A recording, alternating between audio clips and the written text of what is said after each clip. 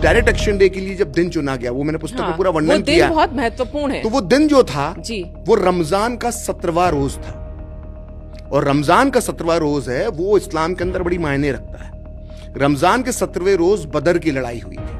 बदर की लड़ाई में 313 सैनिकों के साथ, अगर मैं सही हूं, तो मोहम्मद साहब ने जो है वो युद्ध जीता था। तो उस युद्ध को बड़ा महान युद्ध माना जाता है इस्लाम में, उसकी बड़ी वैल्यू है उस वॉर की। तो उस 17वें रोज इन्होंने डायरेक्ट एक्शन डे के लिए वो दिन चुना, 17वां रोज, रमजान का 17वां रोज।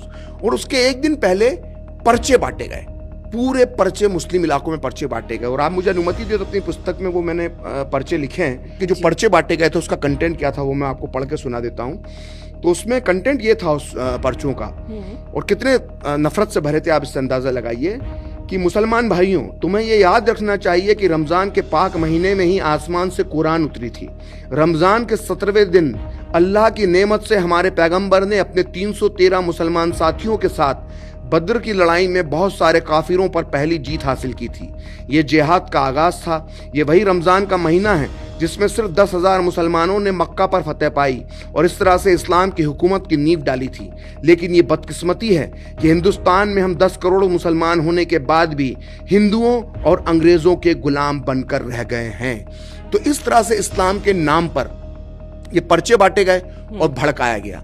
और उस दिन 16 अगस्त 1946 की सुबह जो कलकत्ता का जो मैदान जिसको कहते हैं, आज मैदान ही नाम है उस जगह का, मैदान जिसमें है, उसमें मुस्लिम लीग ने एक सभा बुलाई। और जब वो सभा बुलाई गई तो सभा के अंदर लाखों की तादाद में मुसलमान जो है हावड़ा आसपास के पूरे इलाकों से इकट्ठे हुए थे और सबके हाथ में बड़े बड़े डंडे थे।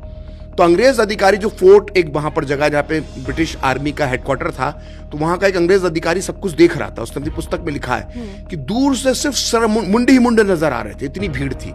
और मैं आपको यहाँ पे बता दूं बड़ी रोचक बात कि ये बहुत कम लोग जानते हैं और बहुत कम लोग बताते हैं कि उस दिन जिस मंच जो सजा था मुस्लिम लीग का, जहां से भड़काऊ भाषण दिए गए, उस दिन मंच पर कॉमरेड ज्योति बसु भी बैठे हुए थे। ये वही ज्योति बसु हैं जिन्होंने लंबे समय तक, जो कम से कम पश्चिम बंगाल पे 2 दशक करीब वो है, पश्चिम बंगाल के मुख्यमंत्री रहे, वो भी मंच पर बैठे हुए थे। तो कम्युनिस्ट पार्टी और मुस्लिम लीग का गठबंधन था उस वक्त, और ये हंसिए और चांद की दोस्ती थी। हंसिया किसका प्रतीक है मुझे बताने की जरूरत नहीं है, और चांद किसका प्रतीक है मुझे बताने की जरूरत नहीं है। तो हंसिए और चांद की दोस्ती थी। और उस पे सूरावर्दी ने भाषण दिया, और भाषण देते हुए उसने कहा कि जाओ, पाकिस्तान बनाने के लिए तुम्हारे पास अगले 24 घंटे हैं, जाओ तुम जो करना चाहो वो कर लो।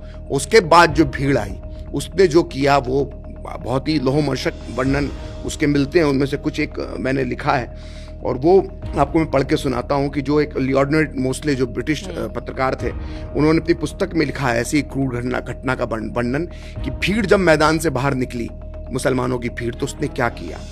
तो उसका वर्णन करते हुए वो लिखते हैं लियोनार्ड मोस्ले कि छोटी लड़कियों और बूढ़ों को रेंग कर ऐसी जगह पर चलने को मजबूर किया गया जहां पहले से ही गाय तैयार रखी गई थी। उनके हाथ में छुरी पकड़ा दी गई और फिर उनसे जबरदस्ती गाय का गला कटवाया गया। किसी भी हिंदू के लिए गौ हत्या सबसे घोर पाप था। वहीं एक बूढ़ी औरत को सड़क पर रोका गया।